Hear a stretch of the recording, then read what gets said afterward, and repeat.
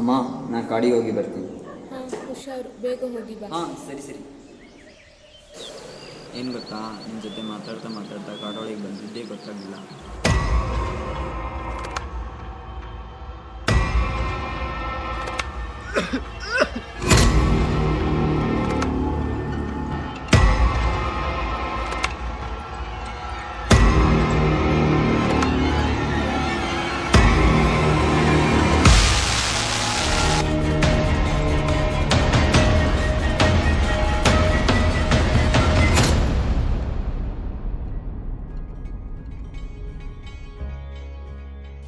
ಯಾವಾಗದಿಂದ ಸ್ಟಾರ್ಟ್ ಆದ್ದು ಹೀಗೆ?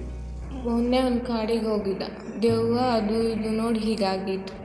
ದೆವ್ವನ ಡಾಕ್ಟ್ರೇ, ಆ ಕಾರ್ಡ್ ಸರಿ ಇಲ್ಲ. ಆ ಕಾರ್ಡಿಂದ ಮೊನ್ನೆಲ್ಲ ಒಬ್ಬರನ್ನ ಒಂದು ಸಮಸ್ಯೆಯಿಂದ ಬಳಕ್ತಾ ಇದ್ದಾರೆ. ಯಾರು ಅಲ್ಲಿಂದ ಹುಷಾರಾಗಿ ಬಂದರೆ ಇಲ್ಲ, ನಿಮ್ಮಿಂದ ಹುಷಾರ ಆದರೂ ಇಲ್ಲ. ಹಂಗಿದೆ ಆ ಕಾರ್ಡು. ದೆವ್ವ ಗಿವ್ವೆಲ್ಲ ಮೂಢನಂಬಿಕೆ ಮಾಡೋದು ಅಂತ ಏನಿಲ್ಲ ಆಗಬೇಕು. ನಮ್ಮೂರ್ ಸರ್ ಇದು. ನಿನ್ನೆ ಮೊನ್ನೆ ಫಾರಿನ್ ಬಂದು ನಮ್ಮೂರ್ ಬಗ್ಗೆ ಏನ್ ಮಾತಾಡ್ತೀರಾ? ನಮ್ಮೂರ್ ಬಗ್ಗೆ ಏನ್ ಗೊತ್ತು ಸರ್ ನಿಮ್ಗೆ? ಇಷ್ಟು ಜನ ಹೇಳ್ತಿಲ್ವ ಡಾಕ್ಟ್ರೆ? ನನ್ಗೆ ಮುಚ್ಚ. ಡಾಕ್ಟ್ರೆ, ನೀವು ನಂಬ್ತಿರೋ ಬಿಡ್ತಿರೋ ಗೊತ್ತಿಲ್ಲ, ಆದರೆ ಇದು ನಮ್ಮ ಅಜ್ಜ ಮುತ್ತಜ್ಜನಿಂದ ಕಾಲದಿಂದ ಹೇಳ್ತಿರೋ ಬರ್ತಿರೋ ಕತೆ. ಬಹಳ ಹಿಂದೆ, ಸುಮಾರು 1850ರಲ್ಲಿ ಒಂದು ಸಮೃದ್ಧಭರಿತ ರಾಜ್ಯವಿತ್ತು. ಆ ನಾಡಿನ ರಾಜನು ತನ್ನ ಕೊನೆಗಾಲದಲ್ಲಿ ಕಿರೀಟವನ್ನು ತನ್ನ ಮಗಳಿಗೆ ಒಪ್ಪಿಸಿದನು.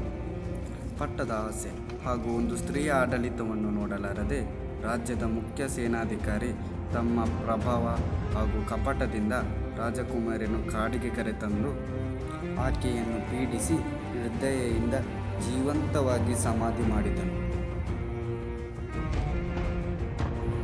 ಮುಂದೆ ಈ ನಾಡಿನ ಚಕ್ರವರ್ತಿ ಸಾಮ್ರಾಟನಾಗಿ ರಾಜ್ಯಭಾರ ನಡೆಸಿದನು. ಈ ದ್ರೋಹ ಅನ್ಯಾಯವನ್ನು ಸಹಿಸಲಾರದೆ ಆ ರಾಜಕುಮಾರಿಯ ಆತ್ಮವು ಸ್ವರ್ಗಪ್ರಾಪ್ತಿ ಮಾಡದೆ ಆ ಕಾಡಿನಲ್ಲಿಯೇ ಇವತ್ತಿನವರೆಗೂ ಅಲೆದಾಡುತ್ತಿದೆ. ಬೇಕಿದ್ದರೆ ನೀವೇ ಆ ಕಾಡಿಗೆ ಹೋಗಿ ಅನುಭವಿಸಿ ಬನ್ನಿ.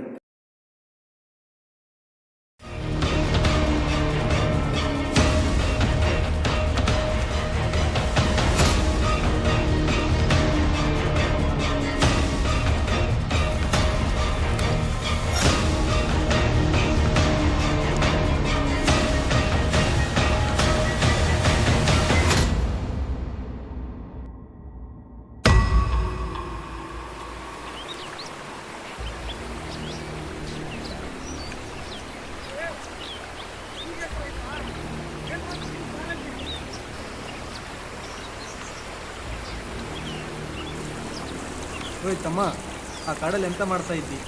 ಹಿಂಗೆ ಸುಮ್ಮನೆ ಕಾಡಲ್ಲೇನೋ ಸಮಸ್ಯೆ ಇದೆ ಅಂತ ನೋಡೋಕೆ ಹೋದೆ. ಅಲ್ಲಿ ನೋಡಿದ್ರೆ ದೆವ್ವ ಎಲ್ಲ ಕಂಡಂಗಾಯ್ತು. ದೆವ್ವನ ನಾ 20-30 ವರ್ಷದಿಂದ ಈ ಸ್ಮಶಾನಕ್ಕೆಲ್ಲ ನಾನೇ ಮರ ತಗೊಂಡ್ಬರ್ತಾ ಇದ್ದೀನಿ ಇಲ್ಲಿಂದ. ಅಲ್ಲಿ ಭೂತ ಪಿಶಾಚಿ ದೆವ್ವ ಎಲ್ಲ ಏನಿರಲ್ಲ, ಒಬ್ಬರೇ ಹೋಗ್ತೀರಾ ನೀವು? ಆ ಕಾಡಲ್ಲಿ ಸೊಳ್ಳೆ ಬಿಟ್ಟರೆ ಜಿಗಣೆ ಬಿಟ್ಟರೆ ಮತ್ತೇನು ಬೇರೆ ಏನೂ ಇಲ್ಲ. ನಾವು ಕಾಡಿಗೆ ಹೋಗುವಾಗ ಧೂಪ ಇಟ್ಕೊಂಡು ಹೋಗ್ತಾ ಇರ್ತೀನಿ ದೋಸ್ತ.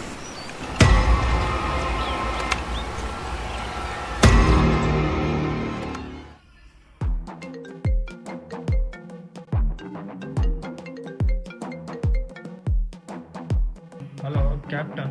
ಹಲೋ ಡಾಕ್ಟ್ರೆ, ಹೇಳಿ, ಏನಾಗಬೇಕಿತ್ತು?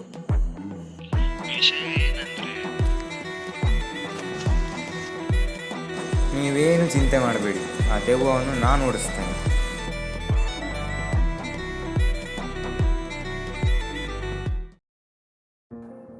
ಇಲ್ಲಿ ಸೇರಿರುವ ಎಲ್ಲ ಜನಗಳೇ, ನನ್ನ ಕೈಯಲ್ಲಿರುವುದು ಸಿಲೋಸೈಬ್ ಎಂಬ ಜೀನಸ್ಸಿನ ಅಣಬೆ.